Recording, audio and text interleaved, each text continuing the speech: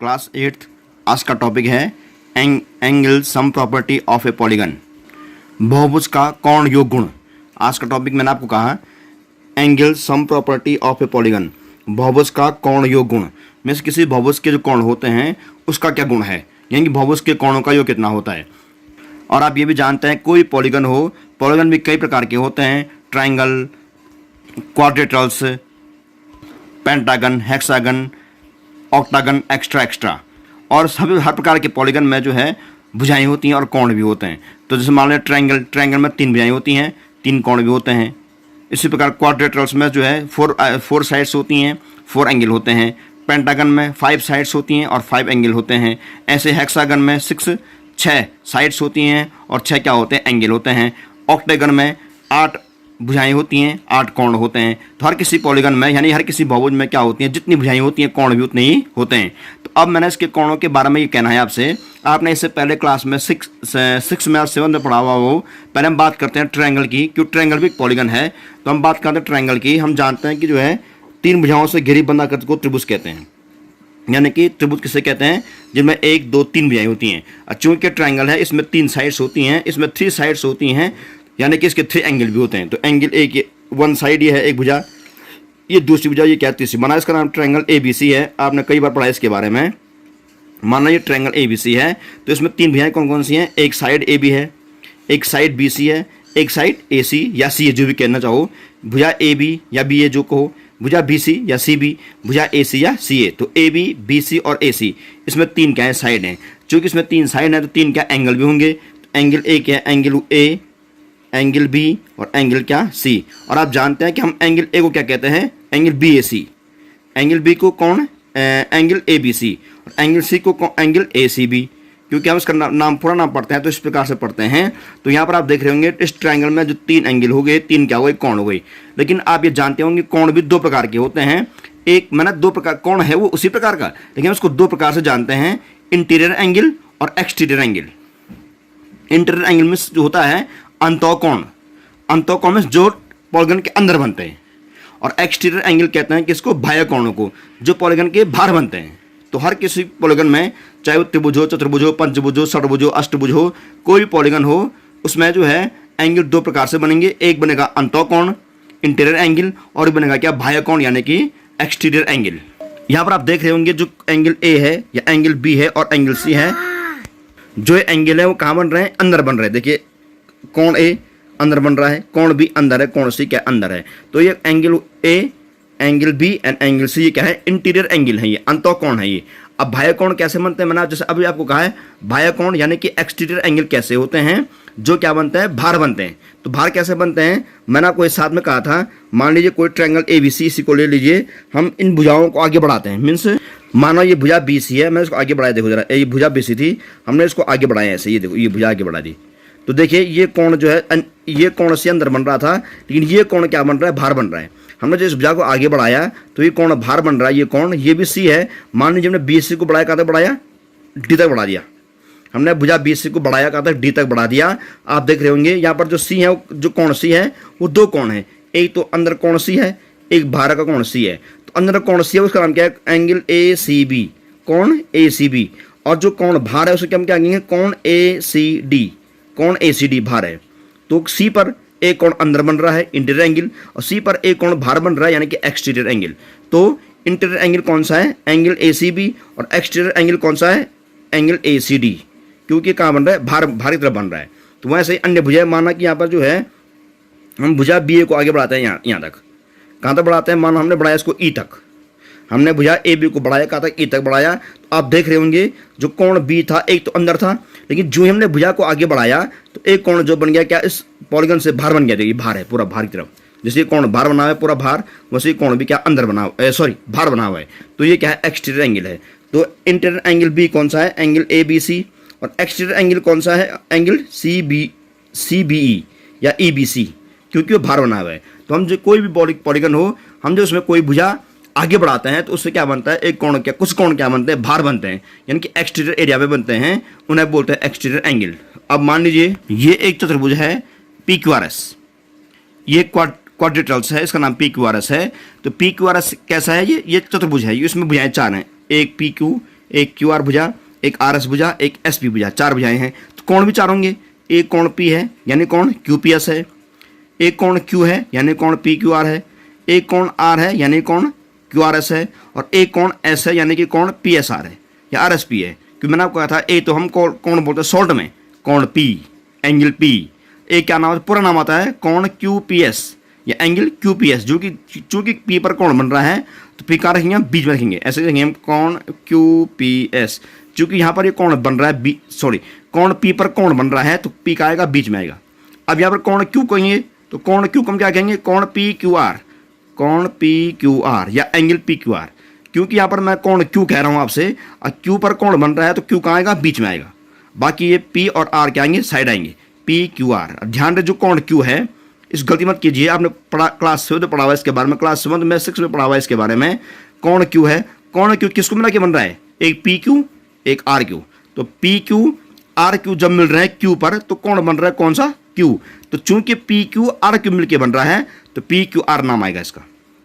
अब कोण आर है मान लीजिए, शॉर्ट में कोण आर या एंगल आर।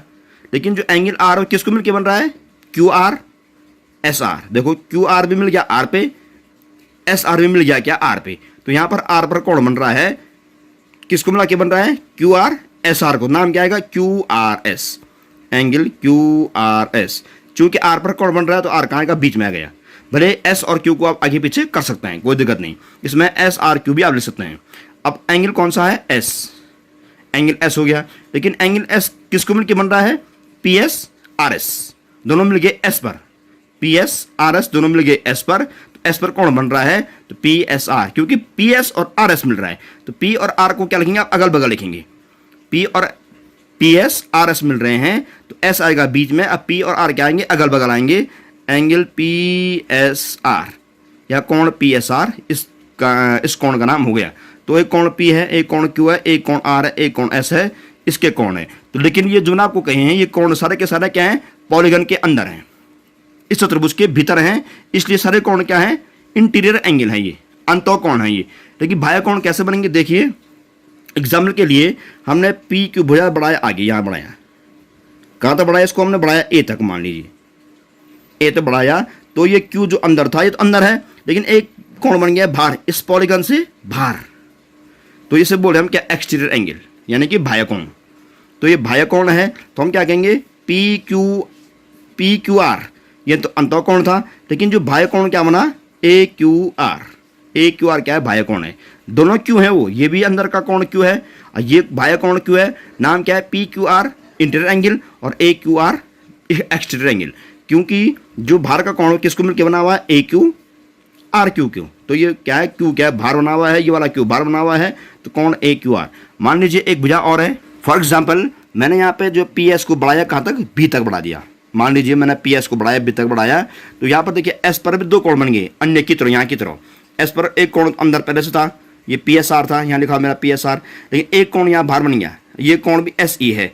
लेकिन कौन सा है, चूंकि एक्सटीरियर एंगल है, बाहर का एंगल है ये, तो किसके मिलके बना है ये, बी एस आर एस, तो बी एस आर। तो angle P S R interior angle हो गया, एंगल बी एस आर क्या हो गया, बाह्य कोण यानी कि एक्सटीरियर एंगल हो गया। तो आप समझ गए कैसे कौन से कोण एक्सटीरियर होते हैं और कौन से कोण इंटीरियर होते हैं। जो कोण भुजा को आगे बढ़ा करके उस पॉलीगन के, उस बहुभुज के बाहर बना होगा उस सब एक्सटीरियर एंगल कहेंगे, एक्सटीरियर यानी कि बाह्य कोण कहेंगे। और जो अंदर बना होगा पहले से, वो हम क्या इंटीरियर एंगल कहेंगे। अब यहाँ पर टॉपिक ये है, angle sum property of a polygon. किसी बहुभुज का कोण योग गुण, किसी बहुभुज के कोणों का योग किस प्रकार का होता है, यह आपने क्लास 7 में 6 में पढ़ा हुआ है। तो आप सुनिए इस चीज़ को। किताब के पेज नंबर 38 पर कुछ एग्जाम्पल लिखे मैं, जैसे यहाँ देखिए ये टेबल बना रखी है, मैंने आपको इसके बारे में पहले समझाया था। यहाँ पे ये कुछ पॉलीगन बने हुए हैं। ये पहला है ट्रायंगल, ये ट्रायंगल है, ट्रायंगल बोला है इसको। इसमें भुजाएं 3 होती हैं, ये 1 2 3 भुजाएं, इसका चित्र बना रखा है यहाँ पे। तो मैं आपको बता रहा हूँ, किसी ट्रायंगल के तीनों अंतः कोणों का जो 180 अंश होता है। कैसे होता है मैंने आपको पहले समझा रखा है कि इसमें 3 भुजाएं हैं, इसमें 3 कोण भी हैं। 3 कोणों में हम कोण में कितने कोण हैं, 3 कोण हैं, 3 में 2 कम करो, 1, उसको 180 से गुणा करो, 180। चतुर्भुज है ये, इसमें भुजाएं 4 हैं, numbers of sides of vertices, भुजाएं 4 हैं, शीर्ष 4 हैं, उसमें कोण भी क्या होंगे, 4 होंगे। अब चतुर्भुज के चारों कोणों का योग कितना होता है 360। चतुर्भुज के चारों अंतः कोणों का योग कितना होता है 360 अंश होता है। The sum of all the interior angles of a quadrilateral is 360 degree. यहाँ पर पेंटागन है, भुजाएं 5 है, इसके पांचों अंतः कोणों का योग कितना होता है 540। यानी कि पंचभुज के पांचों अंतः कोणों का योग क्या होता है 540 होता है। यानी कि हम ये कहेंगे the sum of all the pentagon the sum of all the interior angles of a pentagon is 540 degree. ये क्या हेक्सागन है, षडभुज है, यानी भुजाएं इसमें 6 हैं तो कोण भी क्या होंगे 6 होंगे, और षडभुज के पूरे 6 अंतः कोणों का योग कितना होता है 720 अंश होता है। The sum of all the interior angles of a hexagon is 720 degree. कि षडभुज के सभी 6 अंतः कोणों का योग 720 डिग्री होता है। अब कैसे होता है मैंने आपको समझा रखा है, फिर से बता रहा हूं मैं। यहाँ पे मैंने आपको समझाया था उस समय कि मानो कि जो यहाँ पर जो है ये हेक्सागन है, यानी कि इसमें भुजाएं 6 हैं, तो भुजाएं 6 हैं, कोण भी 6 हैं, तो हम क्या करते हैं 6 में 2 कम करते हैं यानी कि 4, और उस 4 को गुणा करते हैं 180 से, कितना गुणा करके कितना गुणा करके 720 अंश 720 डिग्री। तो वैसे भी किसी भी बहुभुज में उसमें भुजाएं कितनी होती हैं उतने, माना किसी बहुभुज में 12 भुजाएं हैं, कोण भी 12 होंगे। अब कोण 12 हैं तो इसमें सभी कोणों का कितना होगा, आप 12 में 2 कम कीजिए 10, और 10 को गुणा किससे कीजिए 180 से, कितना आया 1080 डिग्री। तो उसके बहुभुज के अंतः कोणों का कितना होगा 1080 डिग्री होगा। तो यहाँ पे हम ये कहेंगे ट्रायंगल के तीनों अंतः कोणों का 180 अंश होता है, क्वाड्रिलेटरल्स के चारों अंतः कोणों का 540 होता है, और ये पेंटागन के पांचों अंतः कोणों का 540 अंश होता है। हेक्सागन के सभी 6 अंतः कोणों का योग 720 अंश होता है। यहाँ पर हेप्टागन के यानी कि सप्तभुज के सभी 7 कोणों का योग 900 अंश होता है। यहाँ पे किसी ऑक्टेगन यानी कि अष्टभुज के सभी 8 कोणों का योग 1080 डिग्री होता है। तो ये सभी कोणों का योग, सभी बहुभुज के अंतः कोणों का योग अलग अलग होता है। लेकिन यहाँ पर मेन चीज मैं आपको बताना चाह रहा हूँ, बहुभुज कोई भी हो, इनमें से कोई बहुभुज हो, इनके सभी बाह्य कोणों का योग 360 अंश ही होता है। जो ये कोणों का योग है देखिए, ये अंतः कोणों के योग हैं। त्रिभुज के तीनों अंतः कोणों का योग 180 अंश, चतुर्भुज के चारों अंतः कोणों का योग 360 अंश, पंचभुज के पांचों अंतः जो अंदर बन रहे हैं कोणों का योग 540 अंश, षडभुज के 6 अंतः कोणों का योग 720 अंश, सप्तभुज के 7 अंतः कोणों का योग 900 अंश, अष्टभुज के 8 अंतः कोणों का योग 1080 अंश, ऐसे अन्य भुजाओं के भी। लेकिन मैं आपको ये कह रहा हूँ ये तो अंतः कोणों के योग हैं। लेकिन अब बहुभुज कोई भी, चाहे वो ट्रायंगल हो, क्वाड्रेंट हो, पेंटागन हो, हेक्सागन हो, हेप्टागन हो, चाहे ऑक्टेगन हो, चाहे डेकागन हो, कोई बहुभुज हो, उसके सभी एक्सटीरियर एंगल बाह्य कोणों का योग हमेशा 360 अंश ही रहेगा। तो किसी भी बहुभुज के सभी बाह्य कोणों का योग 360 अंश होता है। और the sum of all the exterior angles of a polygon is 360 degree. The sum of all the exterior angles of a polygon is 360 degree. किसी भी बहुभुज के सभी बाह्य कोण, एक्सटीरियर एंगल बाह्य कोणों का योग 360 अंश होता है। अब मैंने आपको जैसा अभी कहा, चाहे वो त्रिभुज हो, चतुर्भुज हो, पंचभुज हो, षडभुज हो, अष्टभुज हो, कोई 10 भुजाएं हो उसमें, या उसमें 100 भुजाएं भी क्यों नहीं है, उनके बाह्य कोणों का योग हमेशा क्या होगा 360 अंश होगा। जबकि अंतः कोणों का योग सबका क्या अलग है।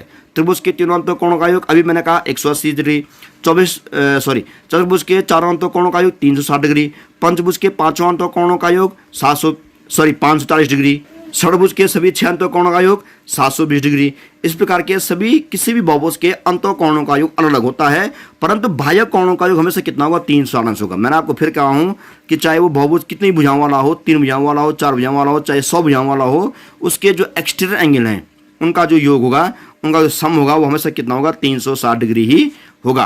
क्वेश्चन नंबर 6 लिखा हुआ है, find the angle measures x in following figures. 5 आपने कह दिया था कि इन चित्रों में x के माप ज्ञात कीजिए। Find the angle measures x in following figure. इन दिए गए चित्रों में कोण x की माप ज्ञात कीजिए। तो x के मान निकालना है। देखिए x इंटीरियर में है या एक्सटीरियर में है।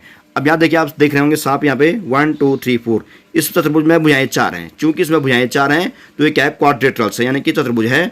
और ये अंतों को, ये कोण अंदर बने हुए हैं, ये भी अंदर बना हुआ है, अंदर है, अंदर है, अंदर है। हम जानते हैं किसी भी क्वाड्रिलेटरल्स के चारों अंतः कोणों का कितना होता है 360 अंश होता है। तो हमें यहाँ पर x का मान निकालना है। देखिए ये बना रखा मैंने यहाँ पे। आप इसको बनाएंगे किससे, पेंसिल से और पटरी से। ध्यान रहे हाथ से कोई नहीं बनाएगा, इसको पटरी से बनाना आवश्यक है।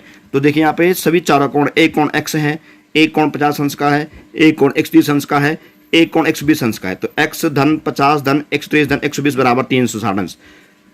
क्योंकि क्वाड्रेटर्स के प्रत्येक अंतःकोणों का योग 360 अंश होता है। तो यानी कि आपको ये चारों कोणों का योग कितना होगा, 360 अंश होगा। तो मैंने यहाँ लिख दिया ये कोण x अंश का है, x plus 50 plus 130 plus 120 equal to 360 degree. अब देखिए, और x प्लस आप इन तीनों को जोड़िए, कितना आया, x plus 300 degree equal to 360 degree, और x equal to 360 degree minus 300 degree, 360 degree. Plus को दाएं तरफ लाओ, प्लस से क्या हो गया, माइनस हो गया, बराबर कितना आ गया, 60 डिग्री। तो घटा गया है कितना, 60, यानी कि x की वैल्यू कितनी आ गई, 60 degree. Hence x equal to क्या, 60 डिग्री इसका क्या गया, मान आ गया। तो आपको यहाँ पर x का मान निकालना था, तो हमने इस तरह से इसको निकाल दिया। इस प्रकार दूसरा भी है, इसको आप कर सकते हैं आराम से, x प्लस 70 प्लस 60 प्लस 90। देखिए यहाँ पर 90 अंश का माना जाएगा, क्योंकि इसके बाहर जो ये चिन्ह बना रखा है 90 अंश का होता है। चूंकि इसके बाहर से 90 अंश का है तो अंदर भी 90 अंश का होगा। ये मैंने आपको कई बार कह रखा है साथ में भी, जब कहीं पर 90 अंश कोण बनता है, अगर उसके एक तरफ 90 अंश का बनेगा, दूसरी तरफ 90 अंश का ही बनेगा। तो ये 90 अंश का है, तो आप लिखेंगे x धन 70 धन 60 धन 90 बराबर 360 डिग्री। क्योंकि यहाँ पर अभी 1 2 3 4 है, 4 कोण है, और वो भी कहाँ है, इसके अंदर से हैं। तो अंदर के कोणों का भी कितना होगा, 360 अंश होता है। तो सेम जो भी मैंने आपको समझाया इस वाले चित्र में, यहाँ भी आप वही करेंगे, x धन 70 धन 60 धन 90 बराबर 360 अंश, और x प्लस इन तीनों को जोड़िए, 70 60 90 जोड़िए, x प्लस 220 बराबर 360 अंश, जो भी आए घटा करके जोड़ करके उसको आप देख लेंगे, तो x का नाम निकाल सकते हैं। प्रश्न नंबर सी मैं कराऊंगा आपको।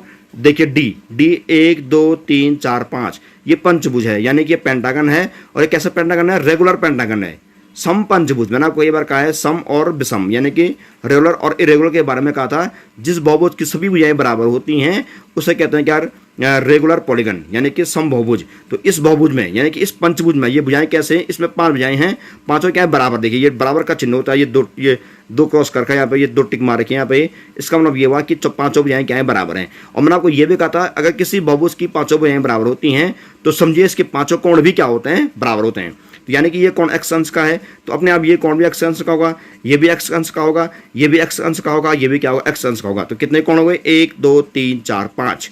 तो x plus x plus x plus x plus x बराबर 540 अंश। तो यहाँ पर x plus x x plus x plus x plus x plus x equal to 540 degree, क्योंकि पंचभुज के पांचों कोणों का कितना होता है, 540 अंश होता है। और चूंकि सम पंचभुज है तो सभी भुजाएं बराबर हैं और सारे कोण बराबर होंगे। चूंकि सारे कोण बराबर हैं तो ये x अंश का है, तो सारे कोण x अंश के ही होंगे। तो ये आएगा x धन x धन x धन x धन x बराबर 540 अंश। कितना है, 5x, क्योंकि x 5 बार आ रहा है। 5x equal to 540 degree, x बराबर 540 बटे 5, और 5 का शायद x आ रहा है कितना, 108 अंश। x वैल्यू कितनी आ गई, 108 डिग्री। ओके, इसको आप करेंगे।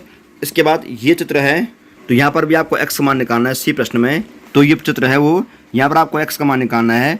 x का मान x यहाँ और यहाँ लिखा हुआ है। तो देखिए यहाँ पर ये 30 अंश अंतःकोण है, ये भी अंतःकोण है, ये भी अंतःकोण है। और आपको देखिए यहाँ पर प्रयोग करना पड़ेगा लाइनर पेयर का। आपने क्लास 7th में पढ़ा हुआ है लाइनर पेयर के बारे में, रैखिक के बारे में, कि यहीं कहीं पर ये सरल रेखा है, ये कितने अंश का है, 70 अंश का है। तो ये कोण कितने अंश का होगा, 180 70 कितना हो गया, यानी ये कोण कितने अंश का होगा, 110 अंश का। क्योंकि हमने लाइनर पेयर के बारे में क्लास 7 में पढ़ा हुआ है, मैंने आपको पढ़ाया था कि यहाँ पर जो है ये कोई सरल रेखा होती है और यहाँ पर एक किरण इस तरह से आती है, तो यहाँ पर इन दोनों कोणों का जो कितना होता है, हमेशा 180 अंश होता है। इससे बोलते हैं रैखिक युग्म, यानी कि लाइनर पेयर। ये सरल रेखा आ गई, यहाँ पर एक किरण आ गई इस पर, तो यहाँ पर दोनों तरफ जो कोण बनते हैं उनका योग कितना होता है, हमेशा 180 अंश। यानी कि ये कोण धन ये कोण 180 होगा। और ये वाला कोण अगर 17 अंश का है, ये कोण कितना होगा, 110 अंश का। क्योंकि 180 में 70 कम कर दो, कितना हुआ, 110 अंश। यानी कि ये कोण कितना होगा, 110 अंश का। आप इसको कितना मानिए, 110 अंश मानिए। और वैसे ही हम यहाँ भी प्रयोग करेंगे। ये सरल रेखा है, एक जो है सरल रेखा है, यहाँ पर एक किरण आ रही है, तो यहाँ पर इसका और इसका योग कितना होगा, इसका योग भी 180 अंश होगा। तो ये कोण कितने अंश का है, 60 अंश का। तो ये कोण कितना होगा, 120 अंश का। क्योंकि 120 और 60 180 होता है। जैसे यहाँ पर 70 और 110 कितना होता है, 180 अंश होता है। तो यहाँ पर आप ये मान के चलिए ये 120 अंश का है अंदर वाला, और ये 110 अंश का। तो आप यहाँ पर ऐसा करेंगे, x धन 30 धन 110 धन 120, x plus 30 plus 110 plus 120 equal to 360 degree. तो हमने सभी कोणों को लिख दिया। यहाँ पर 1 2 3 4 5 कोण हैं। तो यहाँ पर जो पांचों कोणों का कितना होगा, 360 नहीं होगा, यहाँ होगा कितना, 540 डिग्री। ये गलत हो गया यहाँ पे। यहाँ भी होगा 540, एक्स प्लस एक्स कितना हुआ 2x प्लस इन तीनों का जोड़ कितना होगा 260 डिग्री बराबर 540 डिग्री। अब यहाँ करेंगे आप क्या 2x बराबर कितना आ गया 540 डिग्री ऋण 200 कितना 60 डिग्री बराबर 280 डिग्री घटा करके आ गया। 2x बराबर कितना हुआ 280 डिग्री आ गया। यहाँ लिखेंगे और x बराबर क्या 280 डिग्री बटे 2 बराबर 100 क्या 40 डिग्री। तो x कितना आ गया यहाँ पर 40 डिग्री। तो यहाँ पर x की वैल्यू कितनी आ गई 140 डिग्री। यहाँ पर इसका मान जो है ये आ गया। हमने इसको भी क्या यहाँ पे इसको भी आप करेंगे, ये भी आसान है। देखिए हमें मान निकालना है x का, यहाँ पर किसका मान निकालना है। पहला ये है प्रश्न, ये प्रश्न अलग है, यहाँ पे ये प्रश्न नंबर 7 अलग है। यहाँ पे लिखा हुआ find x plus y plus z. इसमें आपको x plus y plus z निकालना है, यानी कि x y और z का क्या निकालना है योग निकालना है। तो ये देखिए x यहाँ बाहर है, y भी यहाँ बाहर है और z भी यहाँ क्या बाहर है। x y z तीनों बाह्य कोण है और बाह्य कोणों का योग कितना होता है 360, चाहे वो कोण 3 हो, चाहे वो कोण 4 हो, चाहे 5 हो, चाहे कितने भी हों, किसी बहुभुज के सभी बाह्य कोणों का योग हमेशा 360 ही होता है। तो यहाँ पर देखिए x बाह्य कोण है, तो आप देख रहे होंगे यहाँ पर मैंने आपको अभी कहा है रैखिक का प्रयोग करने के लिए कहा है। ये x का जो अंदर का कोण है वो कितना 90 अंश का है। x कितने अंश का होगा 180 में 90 कम करो ये 90, ये होगा 90 अंश का, ये 90 अंश का होगा। वैसे यहाँ पर y देखिए जरा, y को हम करेंगे बाद में। यहाँ देखिए z कितने अंश का होगा ये 30 अंश का। ये कोण कितने अंश का होगा बाहर वाला कोण, ये कोण होगा कितना 180 में 30 कम करो ये होगा कितना 150 अंश का कोण। तो ये अगर 150 अंश का कोण हो गया। और वैसे यहाँ पर जो है y तो बाहर है, लेकिन हमें यहाँ पर पहले अंतःकोण निकालना होगा, यानी कि अंदर का कोण निकालना होगा। अंदर का कोण निकालने के लिए हम त्रिभुज के तीनों कोणों का योग लगाएंगे, यानी कि 90 धन 30 धन ये अंदर का कोण। मान लीजिए इसका नाम जो है कुछ और है, मान लीजिए आप इसका नाम हम रखेंगे क्या कुछ और रखेंगे p। चित्र में देखिए यहाँ वो चित्र है, मान लीजिए मैंने इसका लिख दिया है p लिख दिया है। तो ये त्रिभुज के अंतःकोण है, हम लिखेंगे यहाँ पे p प्लस 30 प्लस 90 बराबर कितना 180 अंश, क्योंकि ये जो p अंश है, जो 90 अंश है और जो 30 अंश है, ये त्रिभुज के तीनों अंतःकोण है और त्रिभुज के तीनों अंतःकोणों का कितना होता है 180 अंश होता है। इसके बाद p प्लस 120 इन 90 30 को जोड़ के 120 आया बराबर 180। p बराबर 180 में 120 को यहाँ लाइए राइट तरफ लाइए, प्लस हो जाएगा माइनस, तो p कितना आ गया 60 अंश का है। तो p कोण हो गया 60 अंश का, यानी ये कोण कितने अंश का है 60 अंश का है। तो अब आप देखिए हमें निकालना है x plus y plus z. तो आप देखिए ये p 60 अंश का है, तो मैंने अभी आपको कहा था x कितने अंश का हो जाएगा, जो x हो जाएगा वो कितने अंश का हो जाएगा। देखो जरा ये यहाँ पर प्रयोग क्या करेंगे लाइनर पेयर का प्रयोग करेंगे। तो x कितना होगा 180 डिग्री ऋण 90 डिग्री बराबर क्या 90 डिग्री। क्योंकि मैं आपको फिर बता दूं कि बाहर का कोण और अंतःकोण का जो 180 होता है वो लाइनर पेयर की बात आ गई। यहाँ पर भी ये अंदर कोण कितना है 30 अंश का, तो बाहर कोण कितना होगा 180 में 30 कम करो 150, यानी जड़ कितने अंश का होगा बोलो जरा 180 में किसका प्रयोग करेंगे हम 30 अंश का प्रयोग करेंगे। तो कितना गया वो 100 कितना 50 डिग्री। और वैसे जो है y निकालने के लिए वही इस y को निकालने के लिए जो अंदर p है, p कितना आया था अभी हमारा 60, तो यहाँ पर क्या करो 180 में 60 कम करो कितना हो गया 100 क्या 20। तो x भी आ गया 90 अंश, y आ गया 120 अंश और z आ गया 150 अंश। हमें निकालना क्या था इस प्रश्न में find x plus y plus z. तो x plus y plus z बराबर 90 धन 120 धन 150, 90 120 150 बराबर 360 अंश। यहाँ पर यह भी प्रूफ हो गया है कि वास्तव में बाह्य कोणों का कितना होता है 360 अंश ही होता है। इसी प्रकार से आप इसको भी करेंगे find x plus y plus z plus डब्ल्यू। आपको x y z और w का योग निकालना है। तो में देखिए यहाँ पर आप लाइनर पेयर का प्रयोग करेंगे। तो यहाँ देखिए जो यहाँ पर z कितने अंश का होगा 180 में 60 कम करो ये होगा z 120 अंश का। यहाँ पर सॉरी y कितने अंश का होगा, y निकालने के लिए क्या करेंगे y निकालने के लिए 180 में 80 कम करो y होगा 100 अंश का। मतलब 180 में घटा रहे हैं उसको, सिर्फ 180 में से घटा रहे हैं। और यहाँ पर x कितने अंश का होगा 180 में 120 कम करो 60 अंश का। तो x आ गया 60 अंश का, y आ गया 120 अंश का और सॉरी 100 अंश का और z आ गया 120 अंश का। अब बच्चा यहाँ पर माना इसका नाम आपने रख दिया फिर से वही p, इसका नाम p रख दिया आपने। तो पहले हम अंदर कोण निकालेंगे जो हमने इससे पहले के प्रश्न में क्या था। हम लिखेंगे माना इसका नाम p है, पहले हम क्या करेंगे 60 धन 80 धन 120 धन p, 60 धन 80 धन 120 धन p, इसका नाम हमने p रख दिया। तो कितना आया 60 80 और 120 जोड़ी कितना होता है 260 और 1 2 3 360 में 2 सरगड़ाई कितने अंश का हुआ ये 100 अंश का हो गया। p कितना आ गया 100 अंश का। जब ये 100 अंश का आ गया तो w कितना होगा 180 में 100 कम करो 80 अंश का। तो ये 80 अंश आ गया। आपने एक्स भी निकाल दिया, वाई भी निकाल दिया, जेड भी निकाल दिया, डब्ल्यू निकाल दिया। अब x plus y plus z plus डब्ल्यू सबका योग कीजिए, जो आएगा उसका आंसर हो जाएगा। तो हमने यहाँ तक इनके सारे प्रश्नों को खत्म कर दिया है। आज आप क्या करेंगे, प्रश्न नंबर 6 को चित्र सहित हल करेंगे सारे प्रश्नों को। अगले दिन हम आगे के टॉपिक पर चर्चा करेंगे। तब तक के लिए गुड बाय।